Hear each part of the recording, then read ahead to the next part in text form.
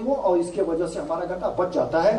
तो ये suit borer के इंसिडेंस को भी बचाता है और लास्टली डिकम्पोज होकर के हमारे सॉइल को ऑर्गेनिक मैटर देता है। चित जल पावक गगन समीर जैसा बताया गया ना कि जो चीज होता है जैसे हम लोगों का बना है उसमें हम लोग विलीन हो जाते हैं, उसी प्रकार से जिसका जहां से जो चीज निकला है उसको हम पुनः वापस कर देते हैं। तो ये सूखी पत्ती सूखी जलाना है। दूसरा मैटर है रिक्त स्थानों की भराई। रिक्त स्थानों की बात, अगर 10% तक का, ये रिसर्च की फाइंडिंग है कि 10% तक का अगर हमारा प्लांट केन से अगर रैटून में अगर रिडक्शन होता है तो उतना कंपनसेशन नंबर ऑफ टिलर्स को बढ़ा करके हमको मिल जाता है। तो उसमें अगर हम गैप फीलिंग नहीं करते हैं तो कोई प्रॉब्लम नहीं है। गैप को जो परिभाषित किया गया है वो एक स्टूल और दूसरे स्टूल के बीच की दूरी अगर 45 सेंटीमीटर है या उससे अधिक है तो उसको गैप मानते हैं। इसके लिए पीरियड जो है वो बस 30 अप्रैल है। 30 अप्रैल तक अगर हमको करना है तो गैप फिलिंग कर लीजिए। इसके लिए चाहे पॉली बैग से निकाल करके मेथड से कर लें या ऑलरेडी सेटलिंग अगर कहीं है हमारा, जैसे कोई वैरायटी है उसका हमको नहीं लेना है तो वहां से उखाड़ के लगा दें, या आप 15 अप्रैल के आसपास अगर गुड़ाई करके जुताई करने जा रहे हैं तो जहां जहां गैप देख रहे हैं वो ऊपर के 1/3 गन्ने को लेकर के उसको पानी में रात भर भिगो दीजिए और 2 आंख के टुकड़े लेकर के दबा दीजिए, तो वो कुछ हद तक आपका काम कर जाएगा। बाकी सिंचाई प्रबंधन में आपको पहले बता चुका हूं कि इसकी जड़ें ऊपर होती हैं, इसलिए इसको जल्दी जल्दी हल्की सिंचाई करने की आवश्यकता होती है। 10 दिन में अगर आप जैसी मिट्टी है उसके हिसाब से अगर करते रहे, गर्मी में अगर 4-5 सिंचाई तो इसको पानी की प्रॉब्लम नहीं आएगी। और पोषक तत्व प्रबंधन, पोषक तत्व प्रबंधन के बारे में हम केवल इतनी इस बात आपको कहेंगे कि ये सौतेला व्यवहार होता है कि प्लांट को हम बहुत कुछ देते हैं लेकिन रैटून की तरफ हम सौतेला व्यवहार करते हैं। एक सेंट्रल यूपी में एक सबसे बड़ी बात ये आई है कि यहां पर यह कहा जाता है कि अगर हमने गर्मी में इसमें यूरिया डाल दिया तो सब जल जाएगा, इसमें कुछ नहीं होगा। इसलिए जब जुलाई में बरसात होगी, अगस्त में जब बरसात होगी तब यूरिया डालेंगे। अब बताइए जब उसके बच्चे तो पैदा हो गए अक्टूबर में और कहेंगे इसको दूध पिलाएंगे हम जाकर के अगले साल अक्टूबर में, जब तक जिंदा रहेगा तब तो पिएगा वो। तो ये बड़ी विचित्र भ्रांति है, इसको दूर करने की जरूरत है। मैं ये अपील करता हूं अपने चीनी मिल के भाइयों लोगों से कि ये जो चीज है ये बहुत बड़ी एक भ्रांति है, एक बात चली आ रही है और आपका सुनकर के थोड़ा सा इंप्रूवमेंट हुआ, बहुत अच्छा इंप्रूवमेंट इसमें नहीं हुआ है कि सिंचाई किया जाए और जितने नंबर ऑफ टिलर्स हैं उसको कोशिश किया जाए कि जो नेचुरल डेथ होता है 15%, 20%, 25% उतना ही तक रुके, लेकिन 50%, 60% तक जब मॉर्टेलिटी रैटून में हो जाती है इसको रोक करके हम कर सकते हैं। दूसरा चीज ये है कि जो पुरानी जड़ें हैं उनकी इफिशियंसी कमजोर हो जाती है, वो कम ग्रहण करने की क्षमता होती है। इसलिए हमको इतना तो जरूर करना चाहिए, बीच में चाहे गुड़ाई करिए चाहे ना करिए, लेकिन जो ये गन्ने की लाइन है इसके बगल में इधर और इसके बगल में इधर आपको चाहे देसी हल चलाइए, चाहे कसी से गुड़ाई करिए या चाहे किसी भी चीज से करिए, आप अगर कर देंगे तो उसके पुरानी रूट्स, क्योंकि रूट्स का कैरेक्टर ये होता है कि अगर पानी की कमी है तो रूट्स नीचे जाती हैं, पानी की अगर अधिकता है तो रूट्स साइड में जाती हैं। तो अगर आप गुड़ाई करेंगे तो पुरानी जड़ें कट जाएंगी, छट जाएंगी, उसकी जगह पर नई जड़ें डेवलप हो जाएंगे और वो आपकी जो फर्टिलाइजर जो कुछ भी आप देंगे उसको वो ग्रहण करेंगे। दूसरी चीज, रिसर्च के द्वारा ये कहा जाता है कि अगर कमी हो तो हम कहते हैं जब प्लांट में कमी है तो रैटून में कमी क्यों नहीं होगा। इसलिए हमारा रिकमेंडेशन जो हमने एक्सपेरिमेंट किया है अपने चीनी मिलों में उसके द्वारा जो हमको मिला है उसके हिसाब से इसमें 200 से 220 किलो नाइट्रोजन पर हेक्टेयर इसको दिया जाना चाहिए, प्लस 60 किलोग्राम डीएपी फास्फोरस भी इसमें देना चाहिए और 40 किलोग्राम पोटैश भी इसको दिया जाना चाहिए। अगर किसी कारण से डीएपी हमको नहीं अवेलेबल हो पा रहा है तो ये निश्चित मान के चलिए कि अगर आप 10 किलो पर हेक्टेयर पीएसपी को, फास्फोरस सॉल्युबलाइजिंग बैक्टीरिया जो बायो फर्टिलाइजर है, इसको 2 कुंटल गोबर की खाद के साथ अगर मिला करके अगर आप धुलाई के समय जड़ के पास अगर आप डाल देंगे तो ये लगभग 1 बोरी डीएपी जो आप खाद में डालेंगे उसकी भरपाई कर देगा। कारण कि 70% फास्फोरस जो आपने पीछे से दिया है, जब से ग्रीन रिवॉल्यूशन के बाद से, जब से डीएपी आया है, आपने फास्फोरस को किसी रूप में जो दिया है 70% उसका जमीन में आज भी कोलाइडल फॉर्म में आयरन या अल्युमिनियम तमाम तत्वों से मिलकर के एक सह संबंध बना करके फिक्स करके पड़ा हुआ है, जो जमीन के काम या फसलों के काम नहीं आ रहा है। एक जमीन में एक प्रकार का पॉल्यूशन पैदा कर रहा है। अगर हम पीएसबी को अगर हम बायो फर्टिलाइजर के रूप में अगर इस्तेमाल करते हैं तो वो उसको पुनः डिसॉल्व करके पौधे को अवेलेबिलिटी बढ़ाता है, फास्फोरस की अवेलेबिलिटी बढ़ाता है। इसको माइक्रोराइजा के साथ भी अगर मिला देंगे तो थोड़ा सा और एसिलेट हो जाएगा। इस चीज को हम करके इसको मेंटेन कर सकते हैं। बाकी जो फर्टिलाइजर देने की जहां तक बात है, चूंकि इसमें रूट्स ऑलरेडी डेवलप होती हैं, इसलिए कोशिश करना चाहिए कि हम 1/3 से लेकर के हाफ तक, जैसी हमारी कंडीशन हो, क्लाइमेटिक कंडीशन हो, सॉइल की कंडीशन हो, हम उतना एट प्लांटिंग दे दें और बाकी आपको मई में और जून में 15 जून से पहले अगर आप दे दें तो फर्टिलाइजर की कोई कमी नहीं आएगी। दूसरा है कर्षण क्रियाएं। खरपतवार नियंत्रण के लिए आपको बता दिया था कि एक गुड़ाई कर दीजिए या उसमें टेस्ट मल्चिंग करिए। अगर कुछ नहीं कर पाते हैं तो आपको मेट्रिब्यूजिन सेंकॉल, आप जानते हैं 70% का 1 kg AI या 1.5 किलोग्राम पर हेक्टेयर 1000 लीटर पानी में घोल बना करके इसका आप छिड़काव कर दीजिए। जस्ट जैसे ही आप रैतून का प्रिपरेशन करते हैं, अगर पोस्ट इमरजेंसी अगर फूटा हो जाता तब भी करते हैं तो कोई नुकसान नहीं करेगा। या आप इसमें अगर देखें चौड़ी पत्ती का खरपतवार है तो मेट्रिब्यूजिन इसी की मात्रा आधा कर दीजिए, इसमें 2,4-D 1.25 kg इसमें और डाल करके इसका भी कर सकते हैं। एक अभी धानुका एग्रीटेक ने एक सबसे बड़ी प्रॉब्लम यहां पर रही है मोथा का, साइप्रस रुडंडा का। धानुका एग्रीटेक ने अभी इसी 11 फरवरी को अपना प्रोडक्ट लॉन्च किया है, उसका नाम है सेम्प्रा। ये सेम्प्रा को आप चाहें इसके लिए इस्तेमाल करना चाहते हैं तो सेम्प्रा का इस्तेमाल भी कर सकते हैं। वैसे दोस्तों उसका 36 ग्राम है, लेकिन उसमें 200 ग्राम बूस्टर के रूप में बर्टिब्यूजिन या एट्रोजिन कुछ मिलाए हुए हैं, वो पूरा एक पाउच के रूप में देते हैं। अगर इसका इस्तेमाल करते हैं तो मोथा भी, माने मोथा के लिए पहली बार कोई सिस्टमिक सेलेक्टिव वीडिसाइड निकला है। अभी तक तो ग्लाइफोसेट था लेकिन वो सेलेक्टिव नहीं था, अब ये सेलेक्टिव आ गया है, केवल मोथा को ही मारने वाला। आप इसको देख सकते हैं, इसका इस्तेमाल कर सकते हैं। दूसरा, ये आजकल छिड़काव चलता है पोषक तत्व का और कीटनाशकों का, ये आप करिए। इससे ब्लैक बग, पायरिला या थ्रिप्स, मिली बग, ये जितने भी होंगे ये खत्म हो जाएंगे। इसमें मेरा सजेशन ये है कि 100 ml इमिडाक्लोप्रिड इसको ले लीजिए, 250 लीटर पानी ले लीजिए, 5-7 किलो 8 किलो यूरिया पर एकड़ अगर आप इसका छिड़काव करते हैं तो ये तमाम 2-3 कीड़ों के लिए आपके लिए काफी है फसल सुरक्षा में। चोटी बेधक टॉप बोरर अभी लग रहा है, आगे भी चल करके लगता है। इसके लिए जितनी हाई सुवर्ड वेराइटीज हैं, डॉक्टर साहब की जितनी वैरायटी है, शाहजहांपुर की जितनी वैरायटी है, इसके लिए कोराजेन इस समय डालने का है। कोराजेन 150 मिलीलीटर की एक दवा आती है, कोराजेन ड्यूपॉन्ट कंपनी की।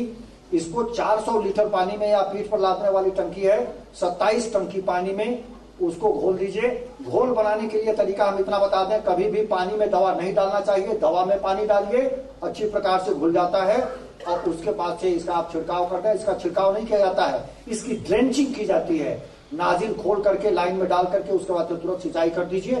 कोराजेन से आपका बोरस जितना होगा, चाहे वो सूट बोरर हो, रूट बोरर हो, ग्रीन बोरर, पिंक बोरर, मेज borer, stock borer, top borer, जितने भी प्रकार के बोरस होते हैं सभी प्रकार के बोरस को कम से कम 3 महीने के लिए ये मिनिमाइज कर देगा, आप इस्तेमाल कर सकते हैं। अगर इसको नहीं करना चाहते हैं और चीपर और बेस्ट करना चाहते हैं तो ये बहुत बढ़िया टाइम चल रहा है, अप्रैल और मई का महीना। जो भी अफेक्टेड सूट है, जिसमें डेड हार्ट बन गया है, जिसमें गन्ने का बीज की गोंद जिसकी मर गई है, वो चाहे किसी भी कारण से मर गया है, अगर आप उसने उसको खेत में छोड़ दिया तो आप ये समझिए कि वो आगे चल करके सेकंड जनरेशन में, सेकंड पीढ़ी जब आएगी तो कम से कम 60-70 से लेकर के 300 और गन्ने प्रभावित करेगी। इसलिए ये बेस्ट और चीपर और सबसे आसान है, इको फ्रेंडली भी है, इन्वायरमेंट के लिए भी बेटर है। एक लेबर 1 एकड़ के लिए लगा दीजिए और जितने डेड हार्ट सूखे हुए दिखाई दे रहे हैं गन्ने, उसको जमीन की सतह से आधा इंच 1 इंच नीचे से कटवा करके झोले में रखवा करके बाहर निकलवा दीजिए, खत्म। चलिए, तो ये उसको अगर कर देते हैं तो इसका भी कंट्रोल हो जाएगा। बाकी अगर इंटरक्रॉप करना चाहते हैं इंटरक्रॉप कर सकते हैं। एक प्रॉब्लम आती है कि अगर विंटर हार्वेस्टेड हमारा क्रॉप है तो इसके लिए एक्सपेरिमेंट्स बहुत सारे हुए हैं कि ट्रांसपेरेंट पॉलीथीन अगर हो उसको छिड़क दें।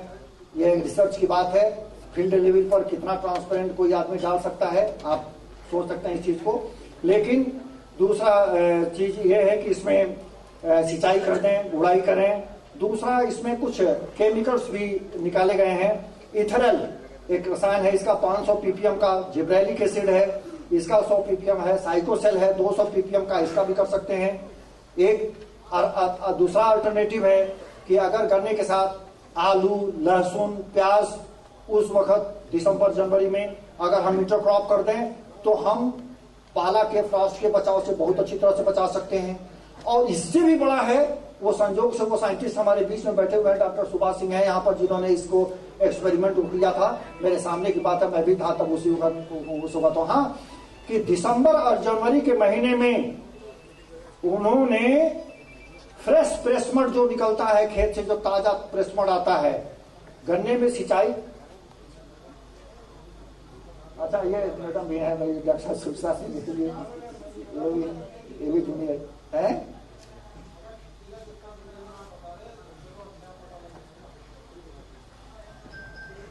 नहीं, आप कहना क्या चाह रहे हैं? अच्छा, नहीं, भूख भी लगी हम लोगों को भी, आपको भी। मैं बस खत्म कर रहा हूँ।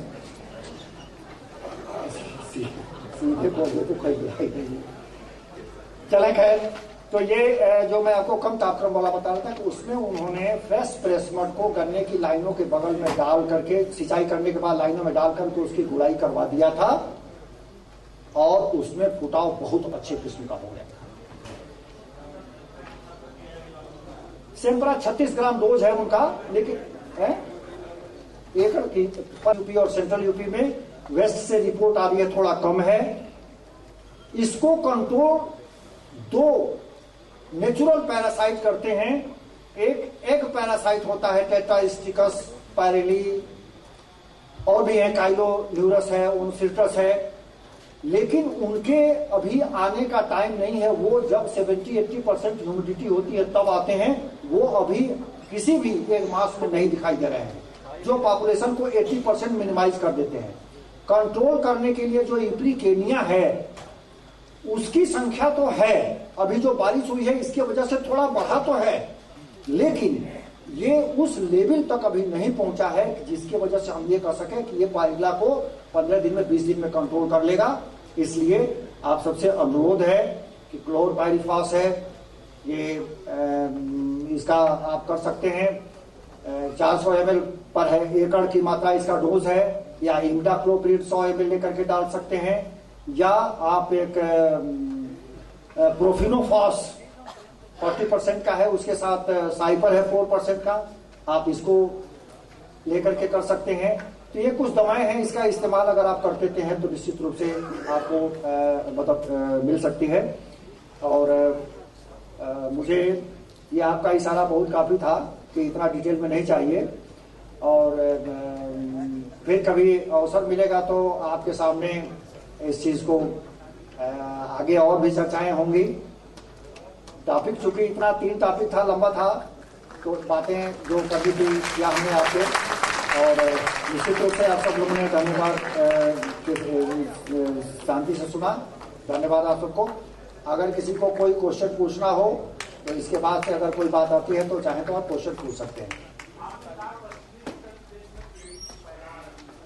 जी हाँ, खेती है पेड़ी की पश्चिमी उत्तर प्रदेश में, विशेषकर बागपत मेरठ की वाटर शूट वो एकदम नहीं काटते, वाटर शूट उसी में छोड़े रहते। राइट। नंबर्स ऑफ वेरिएशन पूरे उत्तर प्रदेश में बागपत सबसे ज्यादा। जी हाँ। परमानेंट उसका स्टार्टर लगा हुआ ऑटोमेटिक, और जब लाइट आएगी पानी चला जाएगा। जी ठीक है। और सबसे ज्यादा तो वैज्ञानिकों का रिकमेंडेशन और वहाँ का व्यवहारिक कसरत क्रियाएं, ये दोनों में काफी भिन्नता है और इल्ड अच्छी है। इस पर कुछ प्रकाश डालेंगे? बिल्कुल सही, बिल्कुल सही आपने कहा है। देखिए, कतई भिन्नता नहीं है। दूसरा एक प्रश्न, एक मिनट इसका पहले सुन लीजिए तब दूसरा प्रश्न। ये कतई भिन्नता नहीं है।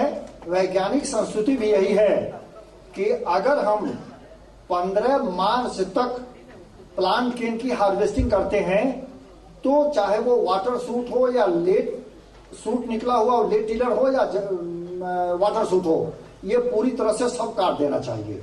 लेकिन अगर हम 15 मार्च के बाद काटते हैं तो वाटर सूट हो या लेट के टिलर्स हो, इनको हमको हार्वेस्ट नहीं करना चाहिए। नहीं, वाटर सूट तो चाहे किसी महीने में प्लांट केन को काटते हैं तो वाटर सूट को छोड़ ही देते हैं।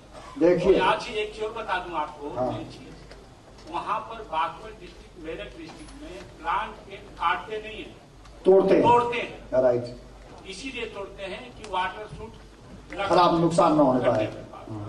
पानी इतना अधिक देते हैं। मेरा अनुभव ये है कि इरिगेशन का, यदि आपको कोई अनुभव हो, आप शाहजहांपुर में रहे हैं, कि इरिगेशन का रिकवरी पर क्या असर आता है। नंबर्स ऑफ इरिगेशन अगर कम देते हैं और ज्यादा देते हैं या क्या रिक्वायरमेंट, क्योंकि आप देखें पश्चिमी उत्तर प्रदेश में हमेशा पानी लगातार चल रहा है और रिकवरी पश्चिमी उत्तर प्रदेश में कम होने का एक कारण ये भी है। इस पर कोई पेपर और रिसर्च है, बहुत काम हुआ है, बहुत काम हुआ है। देखिए संजोग से ये हम लोगों का सौभाग्य है कि हम लोग के बीच में डॉक्टर जयसिंह सरोज साहब भी बैठे हुए हैं और इनका बहुत बड़ा काम है। डॉक्टर सुभाष सिंह बैठे, इनका काम है और मैंने भी काम इस पर किया है।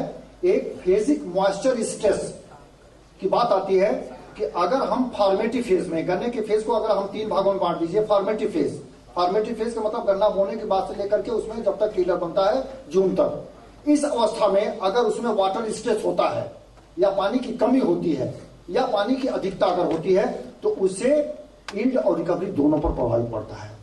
अगर हम उसके इलोंगेशन फेज में, ग्रोथ फेज में जब गन्ना बढ़ता है, उस वक्त अगर हम वाटर स्ट्रेस करते हैं, पानी की कमी अगर करते हैं तो उससे यील्ड हमारा प्रभावित होता है। मैच्योरिटी फेज में अगर हमको पानी की कमी अगर होती है तो हमारी रिकवरी बढ़ती है। तो ये जो फेजिक मॉइस्चर में जो इसका काम किया गया है, जो आप ये कह रहे हैं कि आप ये बताइए हमको 10 रोटी खाना चाहिए, हम 10 रोटी एक बार में खा लें या 10 रोटी को 3 बार में खाएं, एक बार सुबह 3 रोटी, दोपहर में 3 रोटी और शाम को 3 रोटी, तो क्या होगा, एक रोटी भी बचेगी और हमारे शरीर पर कोई बुरा असर उसका नहीं पड़ेगा। तो वो जब एक्सेस जो करते हैं, वो एक्सेस का दुष्परिणाम मिलता है कि रिकवरी के ऊपर इसका एडवर्स इफेक्ट आएगा। अच्छा, मेरा डॉक्टर साहब एक क्वेश्चन ये है कि जैसे आपने बताया कि वेस्ट यूपी में ग्रीष्मकालीन बुवाई काफी मात्रा में होती है, तो ग्रीष्मकालीन बुवाई रोक तो हम सकते नहीं है, तो इसके लिए बेस्ट रोक सकते हैं। देखिए डॉक्टर साहब बैठे हुए हैं यहाँ पर, अभी 1 साल केवल रहे हैं शाहजहांपुर में। आपने वहां पर ये प्रूव करके दिखाया है गन्ने के गेहूं के साथ गन्ना और गन्ने के साथ गेहूं, वो इंटरक्रॉप के रूप में नहीं, एक वो जो FRB मशीन थे उसके हिसाब से बो करके और उसे यहाँ करके उन्होंने बोया है। और उसकी चाहे गेहूं के बाद, गन्ने के बाद गेहूं बोइए या गेहूं के बाद गन्ना बोइए, उसकी तुलना में बेस्ट परफॉर्मेंस आई थी। डॉक्टर साहब बैठे, डॉक्टर बक्सी। नहीं, फिर भी मैं एक क्वेश्चन राइज करूंगा कि फिर भी बेस्ट जो वैरायटी है इस समय ग्रीष्मकालीन, उसको कौन सी सजेस्ट करनी चाहिए अगर किसान पूछता है? हमेशा लेट में प्लांटिंग के लिए फास्ट ग्रोइंग वैरायटी को ही रिकमेंड करना चाहिए, जो बहुत तेजी से जिसका बढ़वार होता है। और बहुत तेजी से बढ़वार वाली है 238 है, 239 है, 118 है, 98,014 है, या आप जनरल में जाइए तो 97,261 है, 85,11 है, आप इसको ले सकते हैं। अच्छा, डॉक्टर बक्सी से मेरा एक क्वेश्चन है कि 2 वैरायटी है, 238, 239। नमस्कार सबको। 238, 239 2 वैरायटी हैं,